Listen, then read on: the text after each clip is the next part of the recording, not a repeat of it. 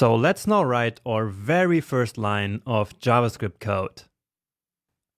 And for now, we will do that in the browser developer tools. So just to get started as quick as possible. We will then switch to the code editor that we just installed before in the next video. So make sure to open up Google Chrome, and then there are 3 ways in which we can open up the Chrome developer tools. First, we can hit Command-Option-J on the keyboard, and that's on Mac. So on Windows, that's going to be Control-Alt-J. And so this will then open up this console that we see here. So all of these tabs here are basically the developer tools, but we are just interested in the console. Okay. Now another way of opening the developer tools is by right-clicking and then Inspect, which will bring us here to the Elements tab, and then from there we can go to the console. And the third way, and I'm showing you all of them because I know that different people like to do it in different ways. So the third way is to come here to the Chrome menu, and then in there we go to View, Developer, and then JavaScript Console.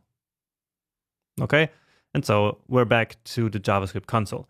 And I'm increasing the font here a little bit by hitting Command+, and give it some more space. Now this JavaScript developer console allows us to write and test JavaScript code. So it's very useful during development, for example, to fix errors. Now we don't write real applications, of course, using this console, but now just to get started, let's use the console because it's a good and easy way to just write some JavaScript here. So let's write alert, which is a so-called JavaScript function. Then open up parentheses and without a space between alert and the parentheses, and then we write a so-called string, so which is basically text, and let's write hello world. So that's the standard way of learning programming in any programming language. Then we write the closing parentheses, and then let's hit return or enter. And you see that JavaScript gave us this pop-up window here which says hello world, just as we typed here in our string in our code. Great, so that's your very first line of JavaScript code right there. So any code that we write here and then hit return will immediately get evaluated. Okay, but of course we can do a lot more. So let's write some more JavaScript code, which of course you do not need to understand yet. I just want you to show some stuff that we can do. We will go into how everything works as we progress through this section, okay? So just to experiment a little bit, let's write a so-called variable. So let's say let JS equals amazing. And so once more, we are basically writing a string here, so text, and then we will do if and open parentheses, JS is equal to amazing. Then we want an alert window, like we saw before, saying JavaScript is fun.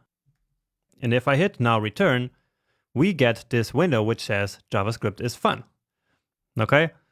So again, I will explain all these concepts and how all of this works here as we go through this section. But for now, I hope that you can see the logic that we basically defined JS as being amazing. And then here in the next line, we said that if JS is equal to amazing, then JavaScript should show us this alert window with this text. Okay, and now we can also change JS to boring, hit return again, and now let's copy this text here again. So we want to run it again, so I'm just copying it and pasting it here. Okay, so let's try that again, and this time nothing happened. And so that's because JS is now no longer amazing, it is boring. And so in this case, if JavaScript is amazing is not actually true, right? Because it's boring now.